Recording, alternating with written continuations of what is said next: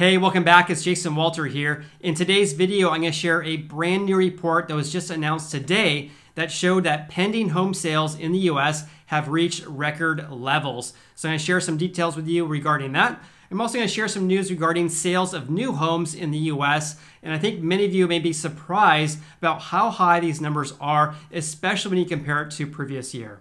By the way, I think I'm a pretty smart guy, so I hope you appreciate videos like these. Listen, did you use the word smart? In any case, please subscribe to this channel if you haven't done so already, and hit the like button if you appreciate uninterrupted real estate market updates like this one. Let me first give you a very quick recap of what we're seeing for home sales in the US over the past few months. So in June, we saw existing home sales in the US surge 20.7%, and that was the highest monthly gain ever. Then in July, we saw existing home sales soar 24.7%, and the median home price in the US set a new high of $304,000. Then in August, home sales increased 2.4%, and that was hitting the highest level in over 14 years.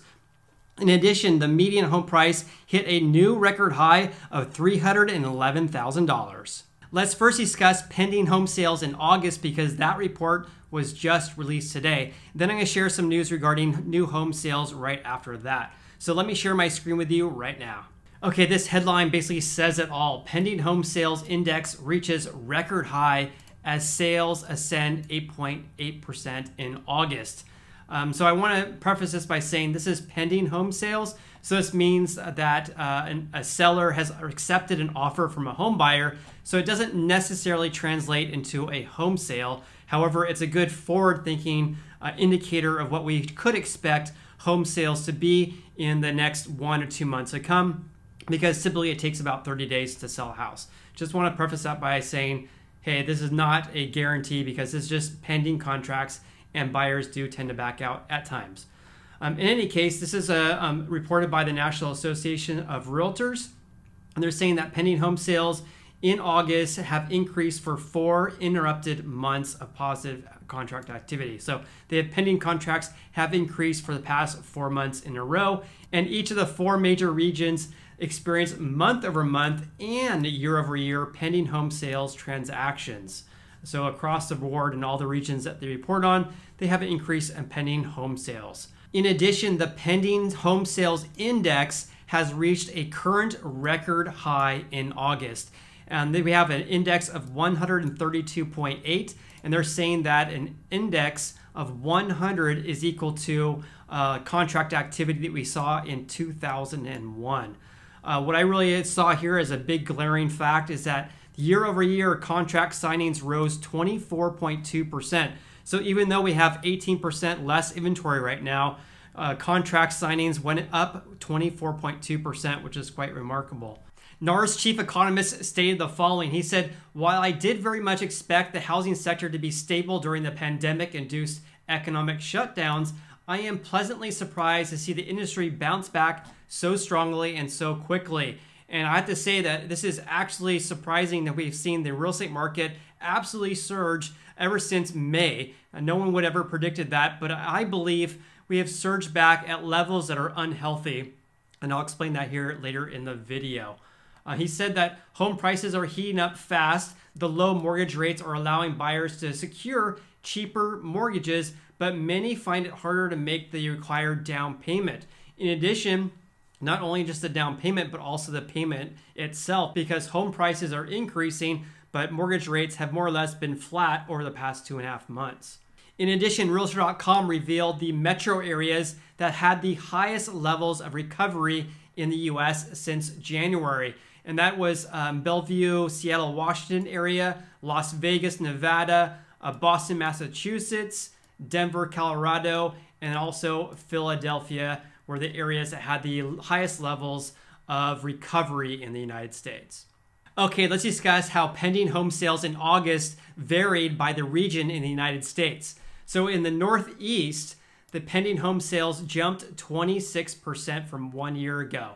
In the Midwest, they rose 25% from August 2019.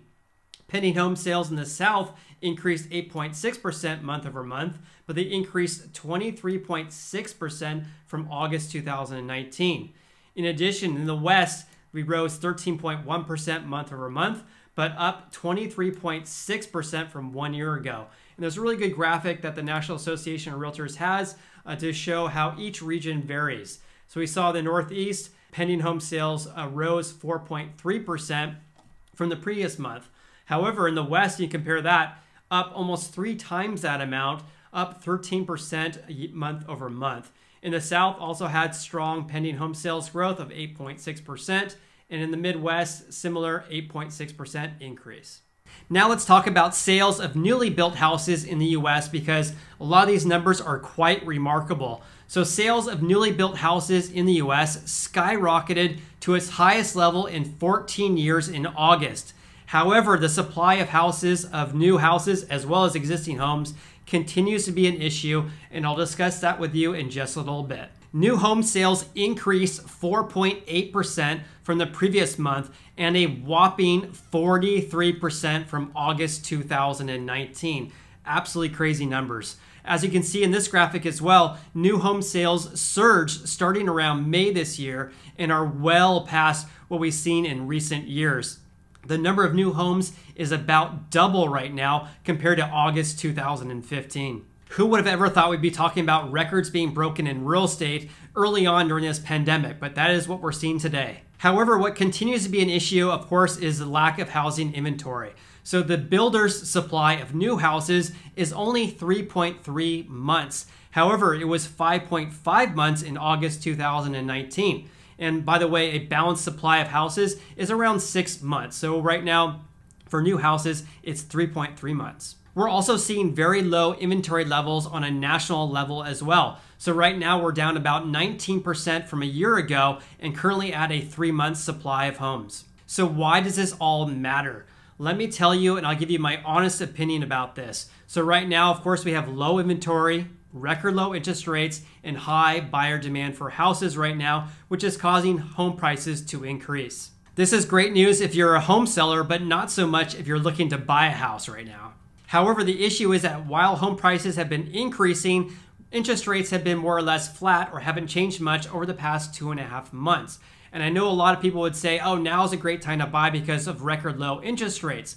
However, home prices have been skyrocketing, but interest rates have been relatively flat during that period. Therefore, some home buyers are getting priced out of the market, and that is a problem. The increase of home prices is not sustainable, so I wouldn't expect home prices to increase forever. Of course, they're not going to. And also, the current real estate market is heavily favored towards home sellers right now in most markets across the US.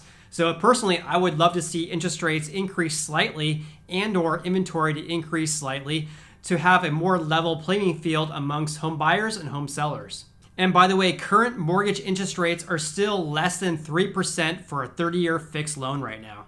If you enjoyed watching this video, please hit the like button. I greatly appreciate that. Also, if you want 2 free stocks, then click on the link below, because for a limited time, WeBull is giving away 2 free stocks when you deposit at least $100 within 30 days of signing up on their platform. So if you want 2 free stocks, click on the link below and let me know which free stocks you receive. Also, please subscribe to this channel and I'll keep you updated with new developments. Also, you can follow me on Instagram. I'm Sacramento Realtor. Hope you have an awesome day and look forward to seeing you on the next video.